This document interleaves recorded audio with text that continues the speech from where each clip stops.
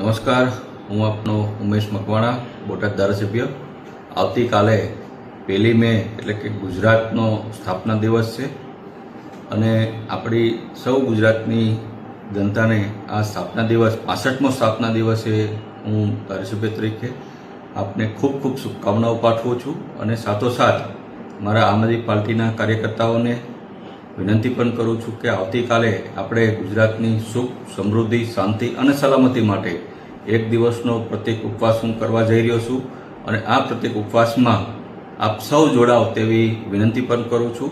અને આપણું ગુજરાત હંમેશા અગ્રેસર રહેવાનું છે, પણ ગુજરાતમાં સુખ, સમૃદ્ધિ અને શાંતિ સ્થપાય તેના માટે સૌ આપણે ભેગા મળીને એક દિવસ પ્રત્યેક ઉપવાસ આપણે કરીશું.